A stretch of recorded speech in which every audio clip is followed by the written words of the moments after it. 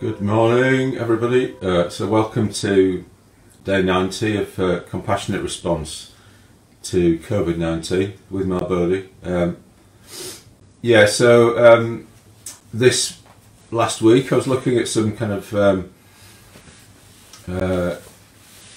topics like technology and new age. I had a session on the New Age, had a session on Kondratiev waves. These are all things I'm interested in, or have been interested in for a long time, and it feels fantastic to just be able to share some of my thoughts around them. So another topic, which is what we're going to look at today, that's been kind of interesting to me over the years that I've been writing my book on mindfulness, is the whole idea of the present moment. You know, living in staying in the present moment. So there was a really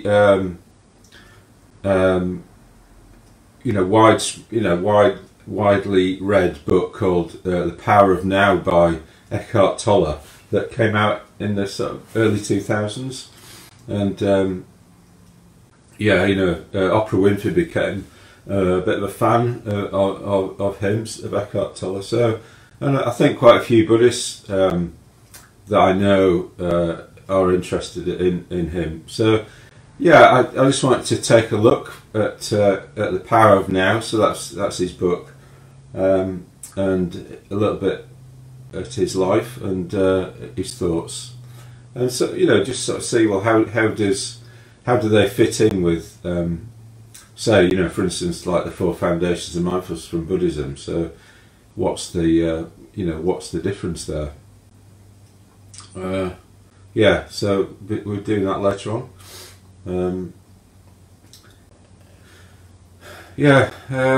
I'll just say a little bit about my present experience. So I think it feels a bit like the whole lockdown is kind of going deeper somehow. It's like it's harder to, I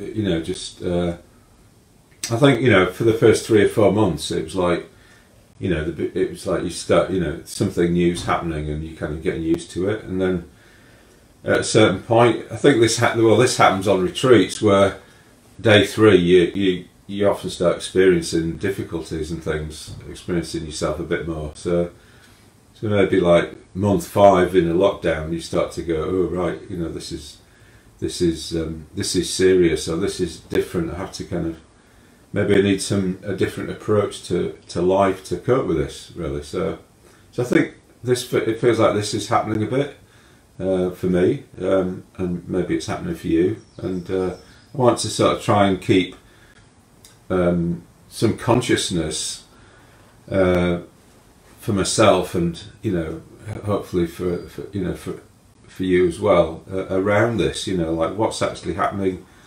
Are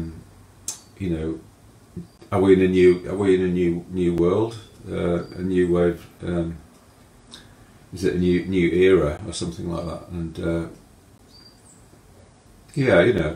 I think just staying alive to that would be a Buddhist view of things. Take it seriously. This is how things might be.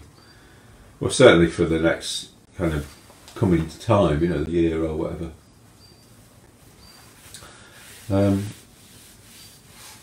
So that's it, really. So I think I'm kind of trying to.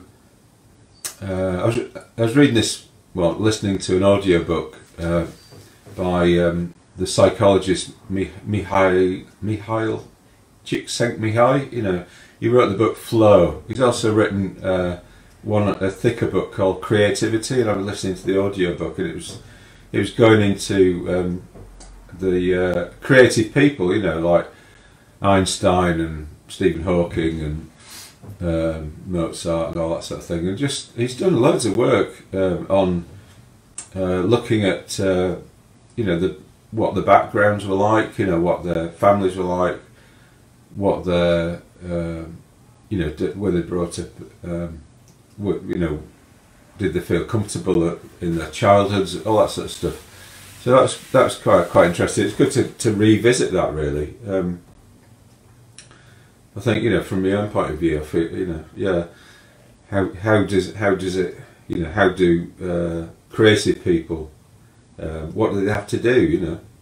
And one of the things that he said was that creative people seem to need to create their own field in a way. Sometimes, well, it's a bit like before Freud, psychoanalysis didn't exist, or yeah, so things like that. It's like you have to sort of try and create the world that your ideas are going to thrive in, and all that sort of thing. So that, anyway, that's something I've been thinking about. All right, so let's start with some body work, and then we'll do mindfulness of breathing, and then I'll move on to the topic of today. So that's it. That's.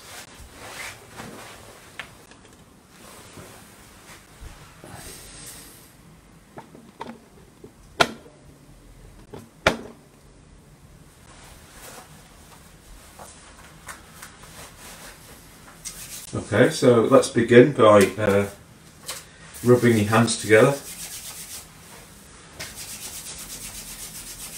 and then backs of your hands,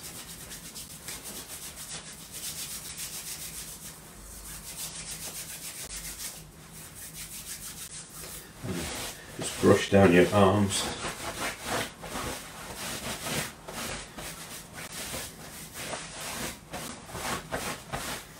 And then we're just going to swing from side to side.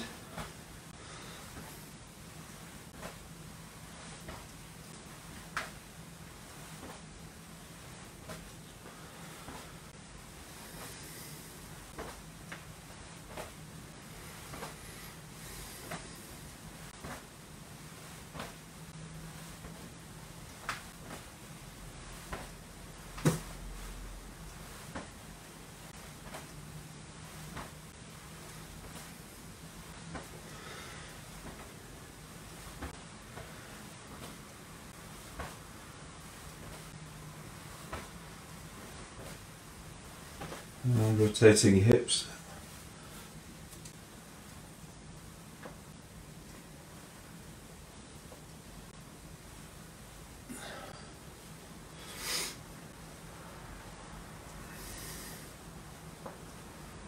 So it goes to the four corners, back, to the side, to the front, to the side. Keep in mind and body in the same place, so one's not ahead of the other.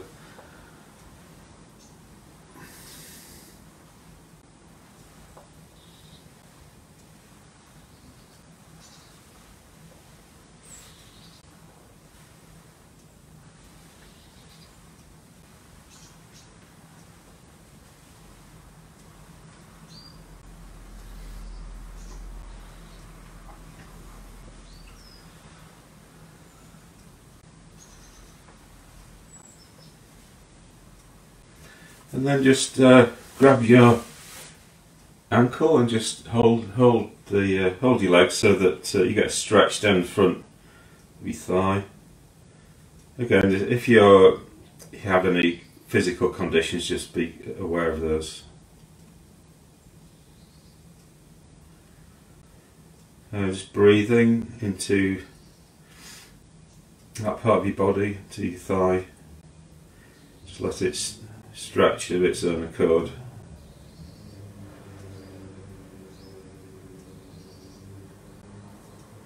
And being aware of your other foot touching the ground, how that feels.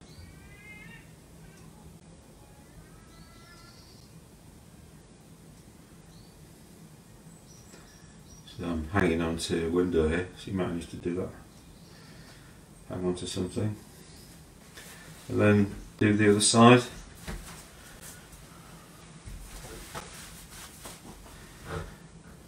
So holding your foot and stretch it, allow the front of your thigh to stretch of its own accord.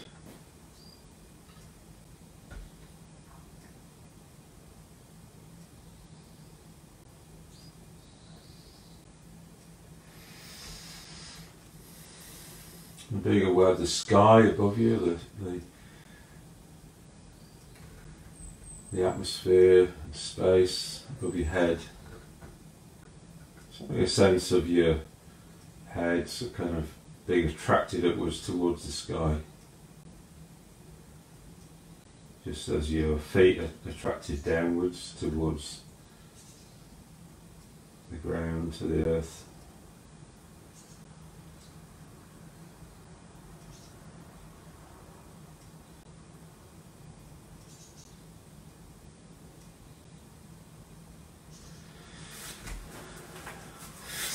Okay, then just shake out your hands and feet.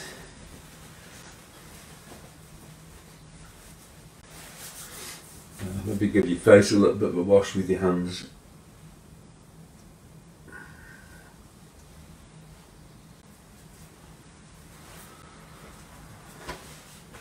And just put your hands on your stomach.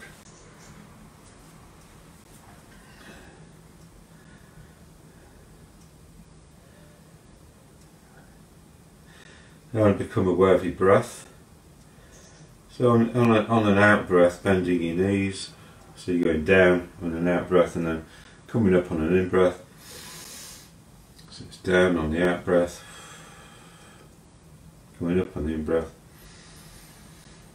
and down on the out breath. And then put your hands out the front, so you're bringing them up to your chin on the in breath, and then take them down to your hips on the out breath, turning at the hips. Have space underneath your armpits. Open your chest.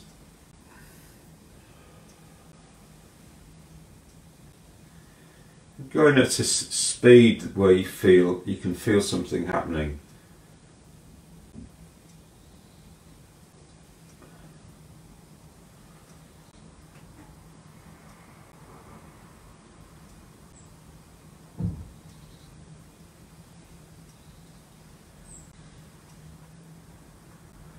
So with all body work, we have to do it with awareness of the effects that we're looking for. So the effect we're looking for is something like energy in our body, which is supportive to our meditation practice.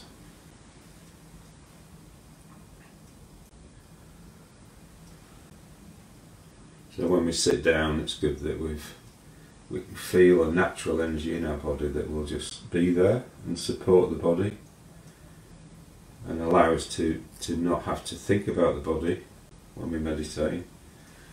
It looks after us in a way.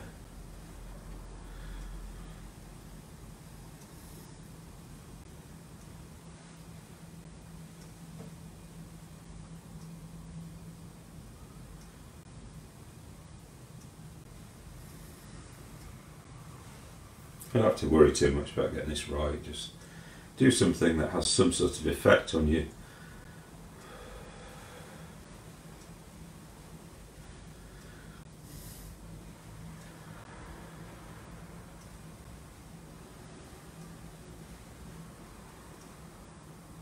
And then next time, keep going past your chin, up into the air with your hands, and then out the sides.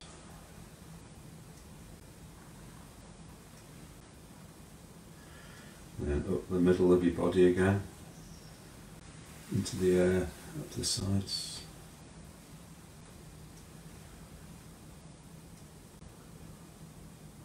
And then one last circuit, a bit slower this time.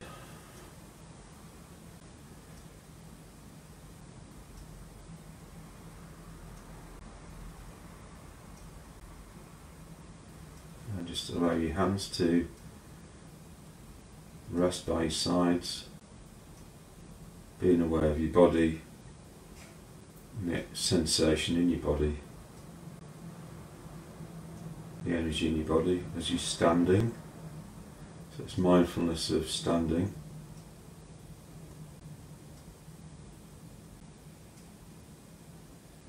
What is the experience like of standing?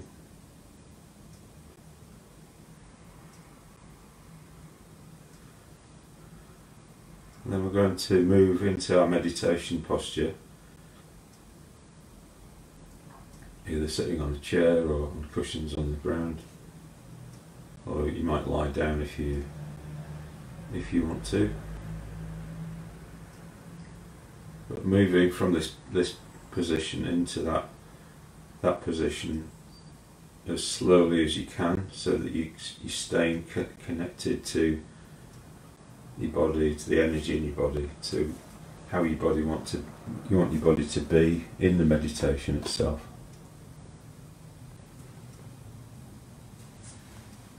So we're not disturbing ourselves in some way or other.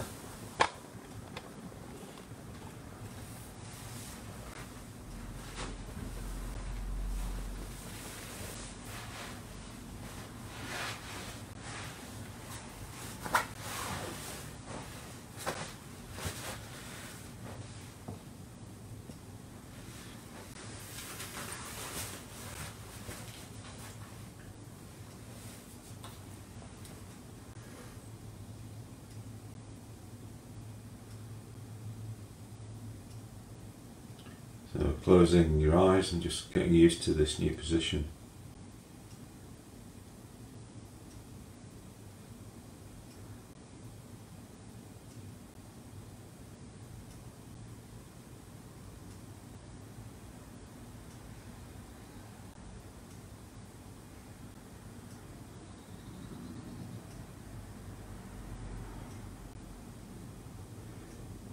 Feeling the contact of your body with the ground and with the seat.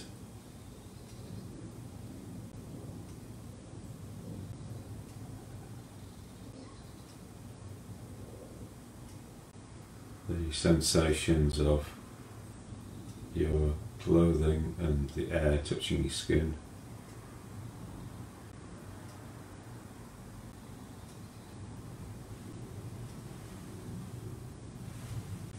And just allowing your body to sit without being your mind being involved with it. So it knows how to sit down. It doesn't need any help from your mind to do that. All you need to do is just concentrate on the balance of your spine, so that your weight's going down as directly as you can into the ground.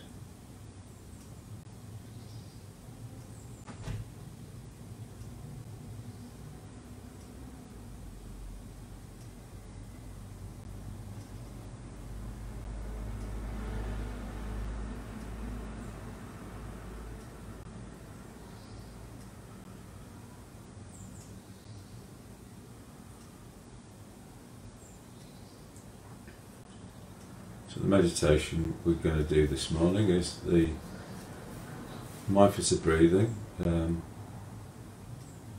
in a particular way. So the way that we're going to do it is by watching the detail in our breath from moment to moment. So this is trying to know that we're in the present moment. So this is the topic of today. And the way that we know that we're in the present moment is we can say to ourselves, oh, I've just experienced this bit of detail in my breath.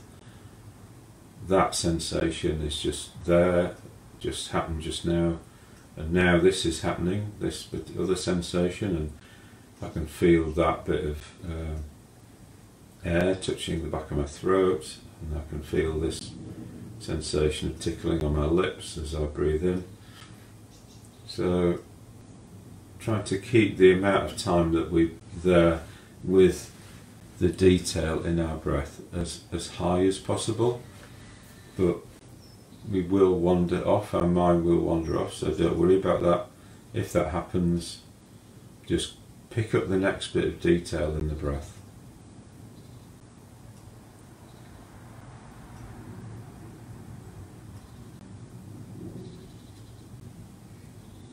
And one of the things that's good about this doing the mindfulness of breathing in this way is that we can only focus on the detail of one thing at a time. So if I'm looking at my fingers here, I can look at the detail of one, not the other. So if I'm looking at the detail in my breath, then I can't focus on the detail all the things that are bothering me or worries and things like that. So that's some of the theory behind being in the present moment with the actual detail of our experience.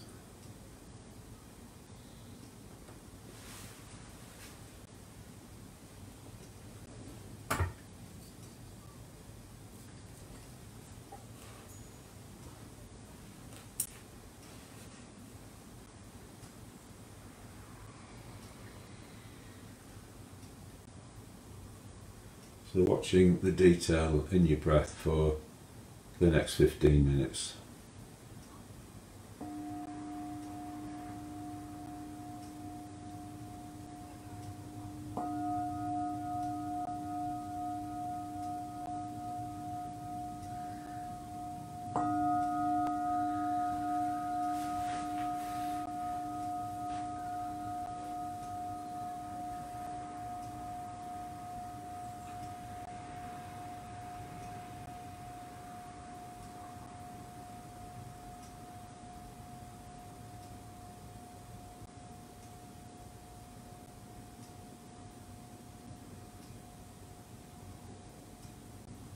So what sensation or movement can you say is happening in this moment, and then in the next moment, and so on.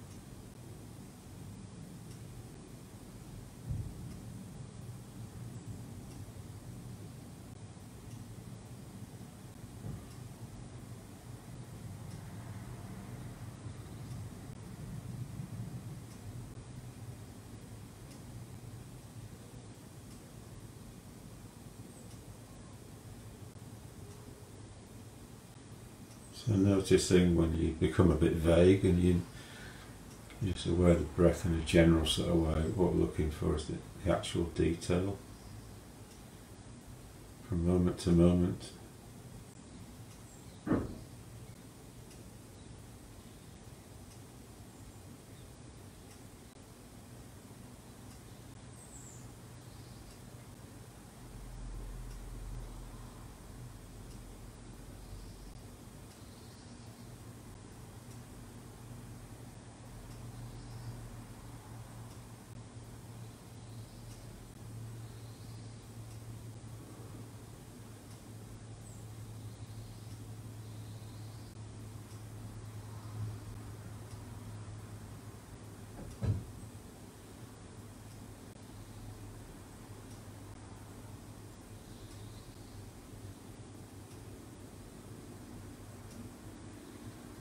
Do you know whether you know what's happening or not?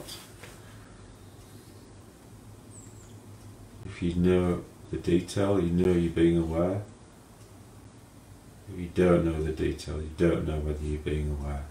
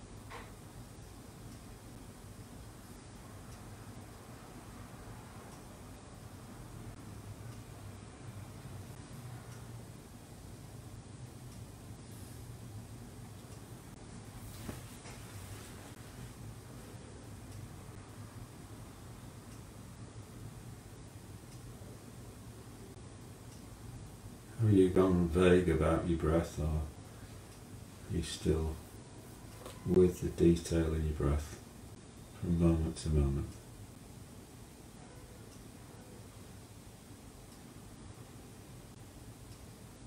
So your attention needs to be quite sharp to stay with the changing sensations.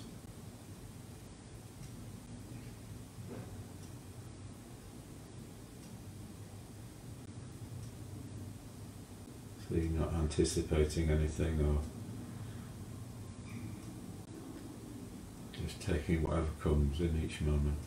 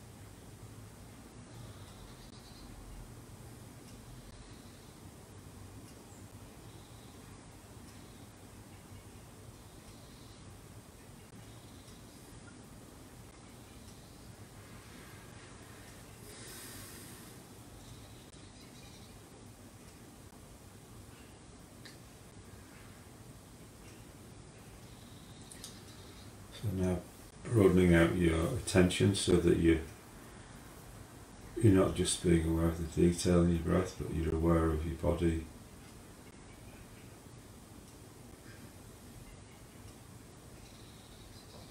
Sensations in your body, in the world outside.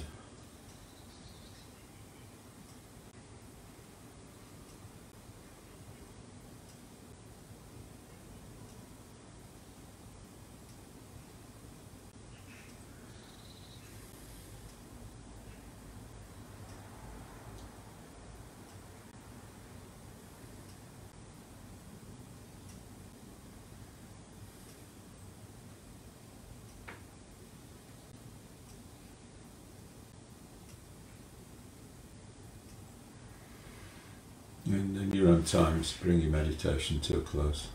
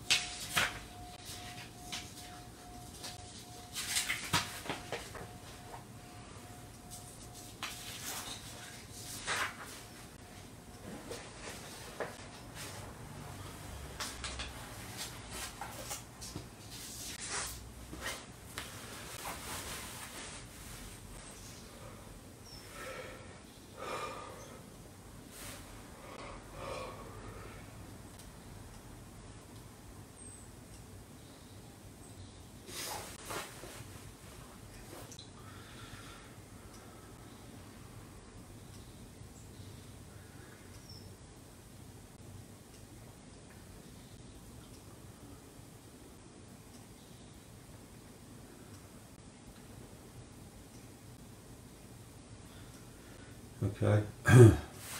So I think I'll just admit that I didn't sleep very well last night, so my brain's a bit addled, really. So I hope I can make some sort of decent sense out of this for you. Okay, it's helped actually saying that. Yeah, so today I'm looking at Eckhart Tolle. So here's a picture of Eckhart Tolle, and he's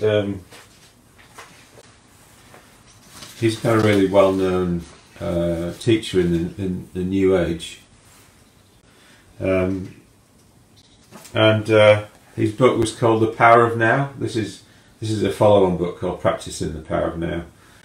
So I'll look at that later on.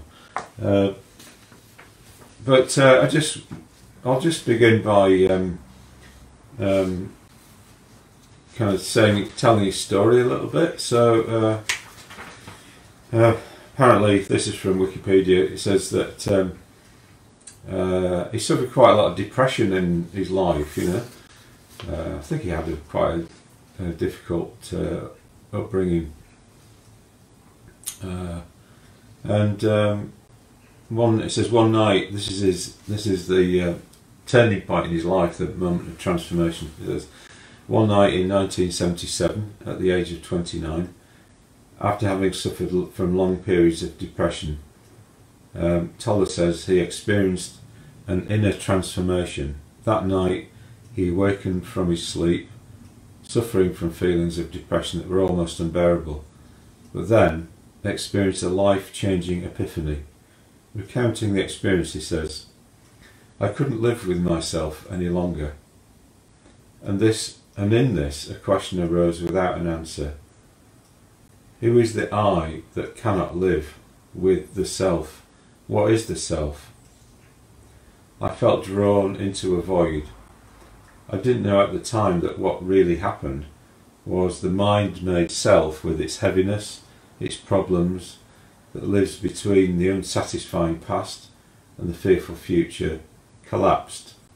It dissolved. The next morning I woke up and everything was so peaceful. The peace was there because there was no self, just a sense of presence or beingness, just observing and watching." It says that Tolle recalls going out for a walk in London the next morning and finding that everything was miraculous. Actually, I was living in London then.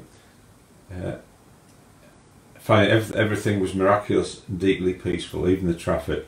The feeling continued, and he began to feel a strong underlying sense of peace in any situation. He stopped studying for his doctorate, and for a period of about 2 years after this he spent much of his time sitting in a deep state of bliss on park benches in Russell Square, central London, watching the world go by. He stayed with friends in a Buddhist monastery, or otherwise slept rough on Hampstead Heath. His family thought him irresponsible, even insane. He changed his first name from Ulrich to Eckhart. By some reports, this was in homage to the German philosopher and mystic Meister Eckhart. A 2012 interview article states that he saw the name Eckhart on one of a pile of books in a dream, and knew he had written the book. Soon after, in real life, he ran into a psychic friend who called him Eckhart out of nowhere, so he changed his name.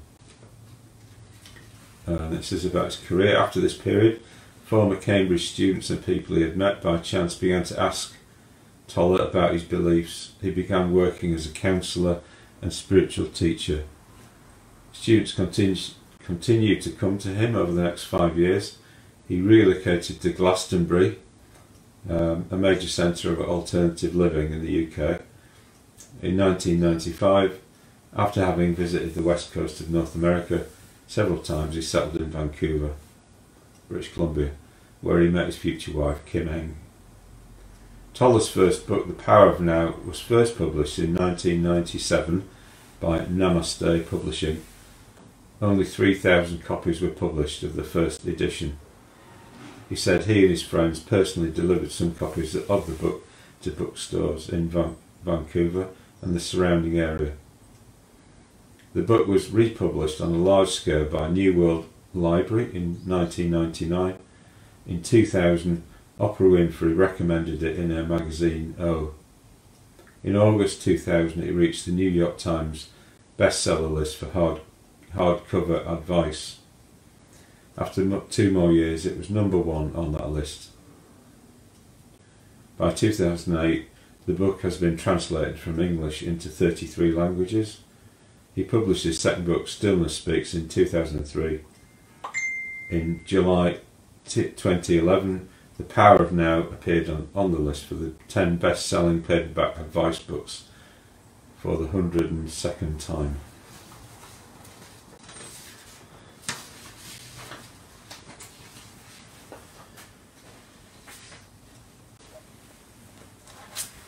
So I'll just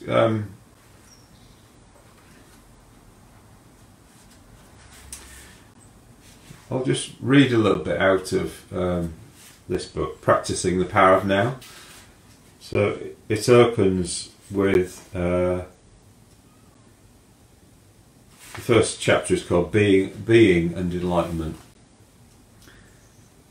This gives, just to give us some idea of the ideas.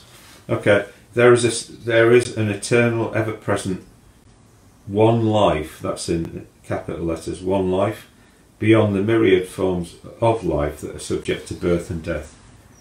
Many people use the word God to describe it. I often call it being. The word being explains nothing, but nor does God. Being, however, has the advantage that it is an open concept. It does not reduce the infinite invisible to a finite entity. It is impossible to form a mental image of it. Nobody can claim exclusive possession of being. It is your very presence, and it is immediately accessible to you as the feeling of your own presence. So it is only a small step from the word being to the experience of being. Okay, so this is central. The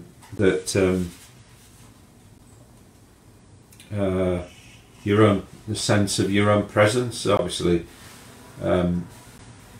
this is what you experience in the present moment.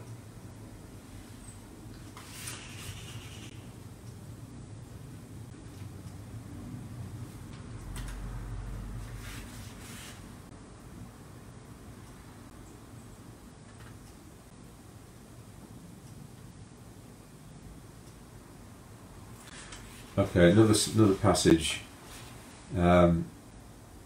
It says, "End the delusion of time." Here is the key: end the delusion of time. Time and mind are inseparable. Remove time from the mind and it stops, unless you choose to use it. To be identified with your mind is to be trapped in time. The compulsion to live almost exclusively through memory and anticipation.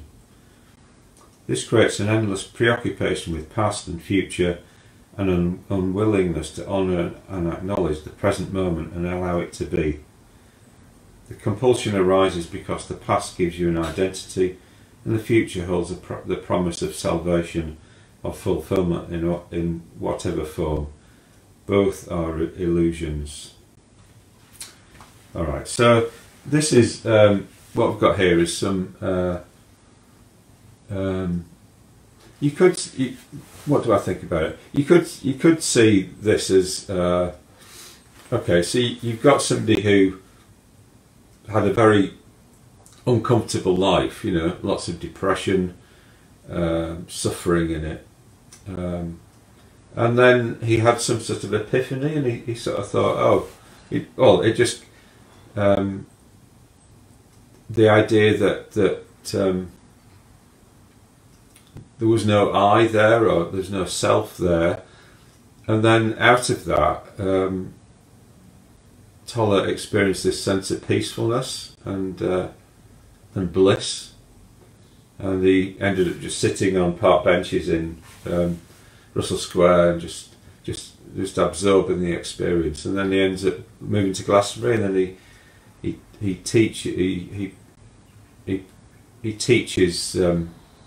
people there. He's a counsellor, and then he ends up publishing a book, which when he moved to America in the late 90s, and then that book got picked up by Oprah Winfrey, and obviously I think so it got taken up by the New Age, really. So the idea here is that somehow if you can come into the present moment, that you can get away from some of the unhealthy preoccupation with the past and with the future. So I think that's, this is true. So some preoccupation with the past is unhealthy. We have all these wanting to as if we can rerun the past by thinking about it. I mean, the past is gone, so it's helpful to realise that the past is gone. It's, in a way, it is a kind of illusion in the sense that we can't do anything. There's nothing we can do about it now, and the future is also an illusion in the sense that we can't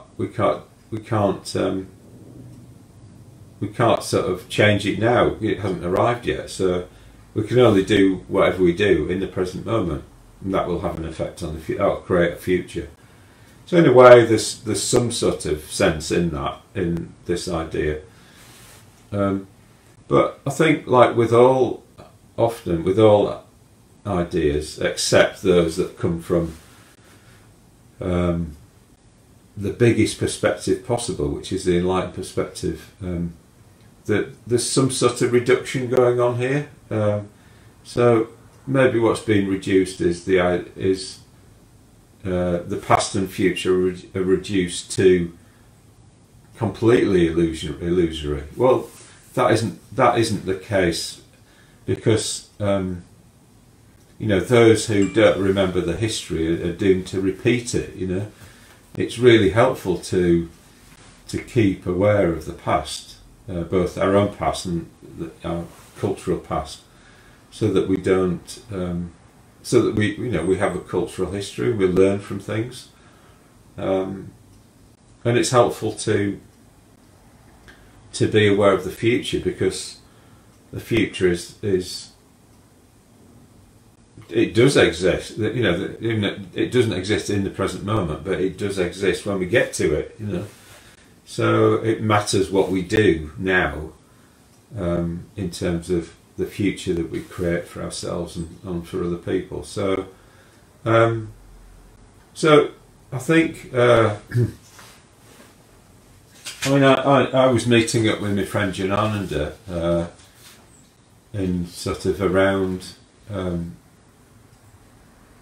2016, that sort of period, and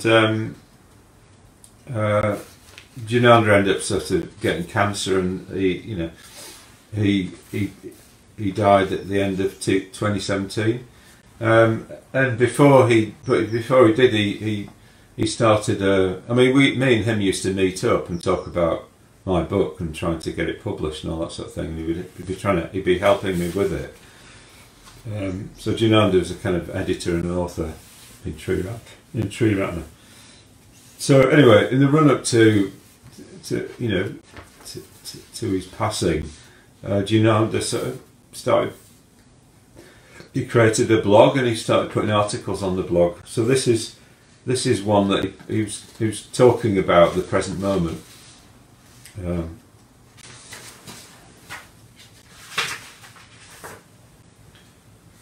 So the title of the blog was The Tyranny of Now. So he's referring to Eckhart Tolle. Mindfulness and Ethics, A Marriage, Regrets. So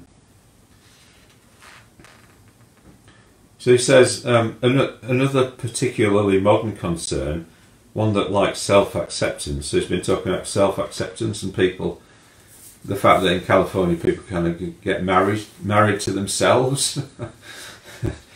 Um, yeah, one that, like self-acceptance, is central to the mindfulness industry, is for being in the present moment. So mindfulness is defined as, these days, as in secular mindfulness, as being aware in the present moment, on purpose, non-judgmentally, something like that. There's varieties of that. And he said, Jinanda says, it is associated bafflingly with the Buddha. In fact, the Buddha's view is that people who are intent on being in the now are caught up in neurotic grasping. From the Dhammapada, it says, let go of the past, let go of the future. So there's a bit of an echo there, Eckhart Tolle. But it also says, let go of the present and cross over to the farther shore of existence. The mind fully liberated, you shall come no more to birth and death. That's Dhammapada 348. Jinanda goes on, however, the present moment is clearly where people today park their lives. Never before has our present experience been so rich, and those riches so immediately available. There is so much going on right now, so much entertainment to be accessed right now with a click. It is as if we are trapped in a free-floating present moment, like an astronaut cut loose and drifting in space. We float through this life in a bubble of seductive distractions, all available here and now, ready meals and Netflix. Of course we want to be there for it all. And of course, frustratingly, the present moment has become the promised land, always just out of reach. It's the one thing about mindfulness, as it is popularly understood, that everyone gets. So this is probably why Eckhart Tolle is so popular. You know, everyone gets it. You know, they're all kind of stuck in their, you know, maybe they're sort of troubled a bit about the past. You know, there's been so many kind of relationship breakdowns and all that sort of thing, and people, you know, single parents, and you know, so the past has got a lot of pain in it for people, and then there's so much in the future as well, that difficulty in the future. You know, we just kind of because we have so many choices that people didn't have so much in the past. People's lives would be a lot simpler, and there wouldn't be this sort of obsession with how am I going, you know, how will I meet my potential in the future and all that sort of thing. People just kind of get on with their life in the present moment. So we're a bit taunted by the past and taunted by the future. So maybe that, and it's hard for us to stay in the present moment because there's so much stuff going on, you know. So, you know, in secular mindfulness teaching, often on week one of a course, what would be gone into would be the idea of automatic pilot, that you know, we're just running our lives on automatic pilot often. We just get up and we do this, we do that, go to work, and we don't really notice anything. We don't notice the sensations in our bodies as we're brushing our teeth. We don't notice, you know, sensation of our clothing touching our skin as we walk down the road. So all of these, you know, this kind of bringing us into the present moment with awareness of our sensations is all kind of helping us kind of address something that isn't happening enough, you know, which is like we're not experiencing ourselves, our lives as it actually is happening, you know, and therefore we're missing a lot. So yeah, so this is all good, you know, to be coming into the present moment, and to be experiencing our bodies and stuff.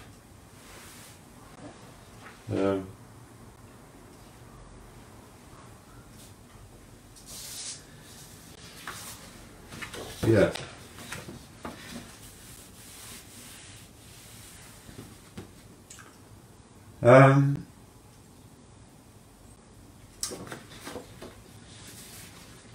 So when people take up the power of now, or the you know the I think there is something there's something a little bit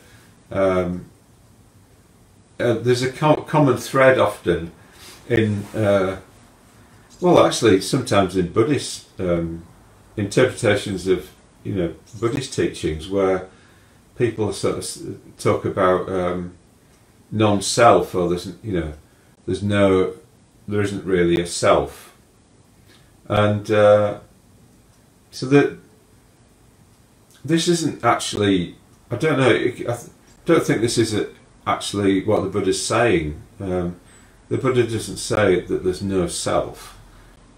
He says that nothing is permanent. So we have a sense of agency. We have a sense of ourselves, don't we?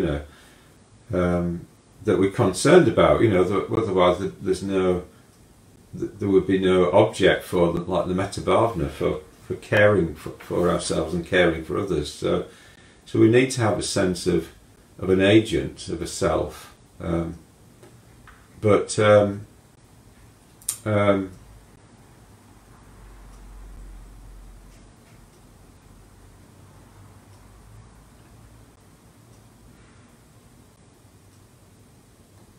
Because otherwise, I think what happens is, I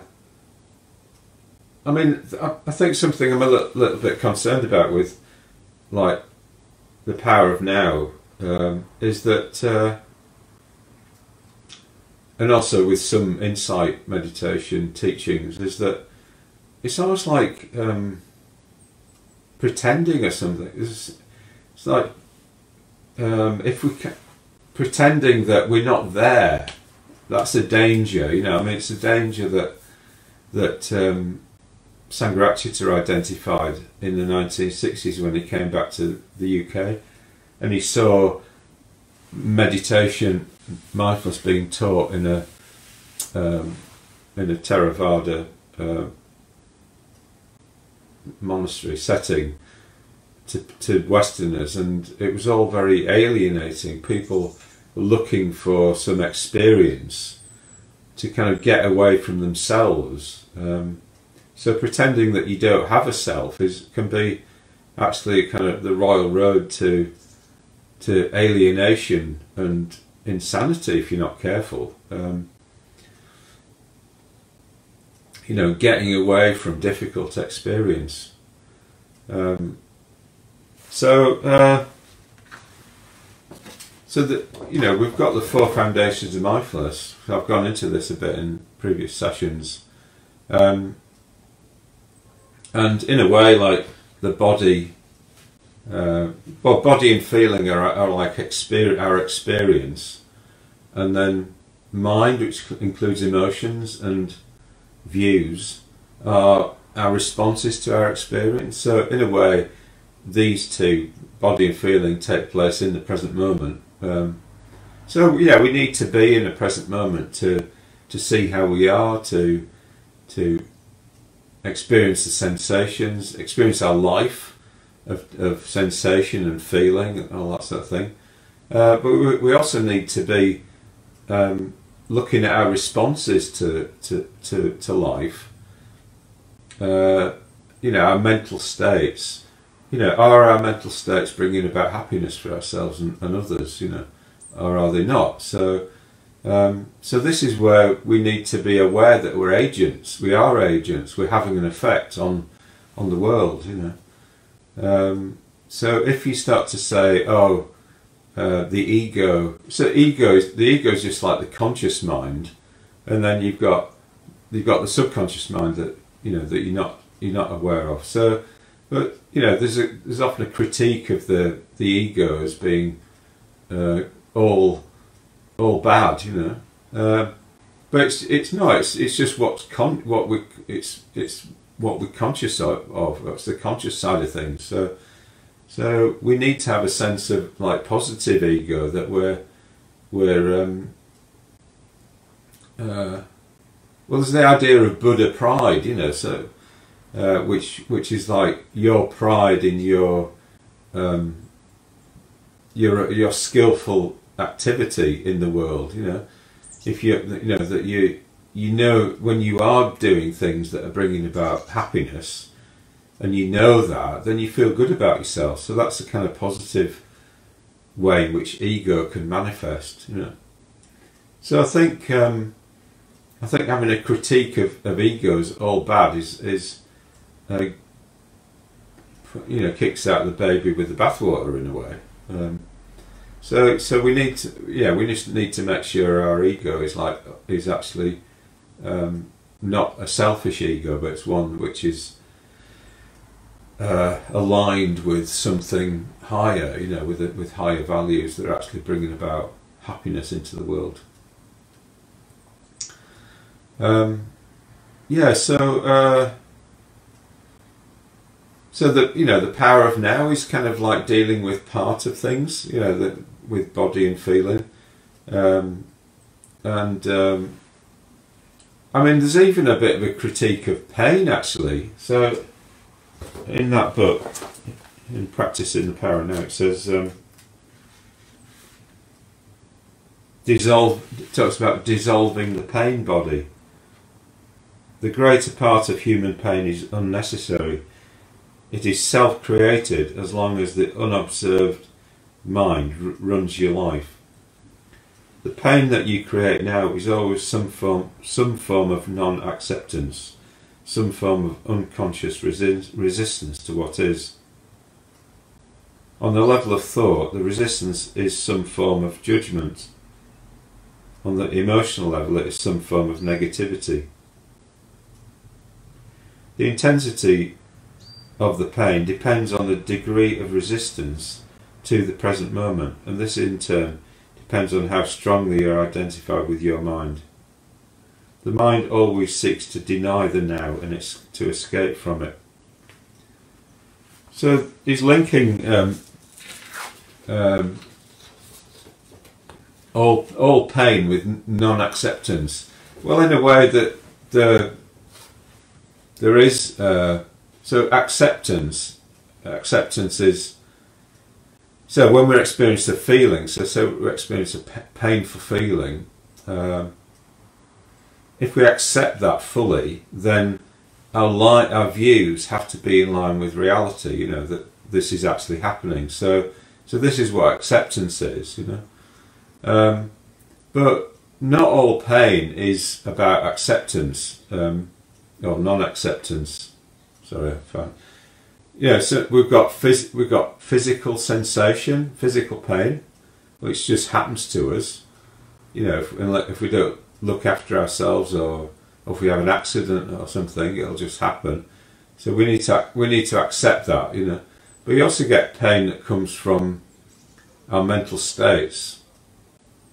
You know, whether those states of mind are skillful or unskillful. So, and sometimes that we can have a feeling of pain that comes about from our mental states. Trying to do it in the mirror.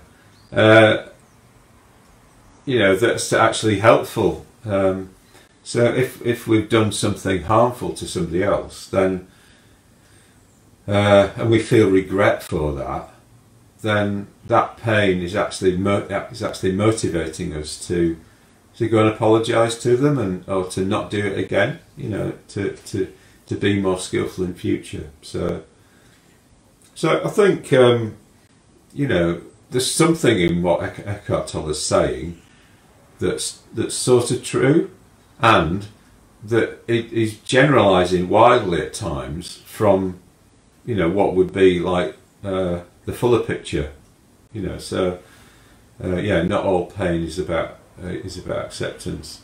And in a way, I think maybe one of the things he's saying there, that if he is saying this, that I feel a bit uncomfortable at, is like saying, well, you can dissociate yourself from bodily pain, you know.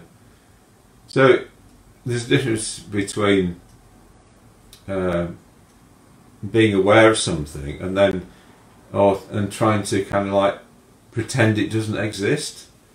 So I think we need to, as a way of getting rid of it. So to pretend something doesn't exist is not to deal with it. So we need to be aware of. Here we go again. We need to be aware of feeling. The reason why we are mindful of feeling is that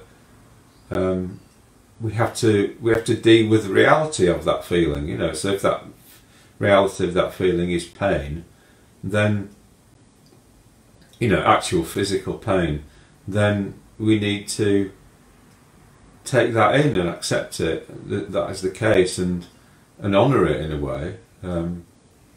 It's part of life, not kind of like pretend it doesn't exist or something like that. I think you know, I don't know if Eckhart Tolle is saying that, but it sounds a little bit like he is, you know. It sounds a little bit like he's saying avoid pain under all circumstances, or you know, just it's all part of your mind, avoid it, you know, just. So it might be that leads to people who are in the New Age to maybe just not go anywhere, try to just have a life which is a little bit in a kind of God realm, where you're not really encountering difficulty and that sort of thing, you know. So yeah, unless we can actually stay with pain when it's there, we're not going to move through it to a fuller acceptance of reality of how things are, and therefore enlightenment. So yeah. What else? Yeah. So one final point I think is that just on the topic of mindfulness. Yeah, mindfulness is often talked about as if it's a noun, like a thing, you know, and it's just in the same way that consciousness is often talked about as if it's a thing, but in the Buddhist view, they're not. You know, they're not things. Consciousness doesn't exist. There's just the act of being conscious of something. So you're conscious of something, and it's the same with mindfulness. You know, there's no such thing as mindfulness. There's just being mindfulness of something. So what that points to is that it's important what we're mindfulness of. You know, so we're, you know, for the Buddha, we're mindfulness of all four foundations of mindfulness, not just part of them, not just body, not just the present moment. Because if we reduce what we're mindful of, then there'll be conditions that we're not addressing, conditions that probably lead to suffering or lead to happiness. So if we only stay in the present moment, and we have a sense of that there isn't a self, and maybe we become a bit dissociated from our experience, from pain when pain is there, you know, then it's like we're making the area that we're aware of small, smaller than it could be if we were kind of in a fuller kind of mindfulness of our whole situation. So I hope that this has kind of been interesting for people, and I hope I've kind of given an accurate view of what Eckhart Tolle is actually saying. I'm open to people feeding back to me about that. Okay, so thanks, Dharma Vichai. That's it for today, and yeah, another topic tomorrow. Alright then, thanks a lot, bye.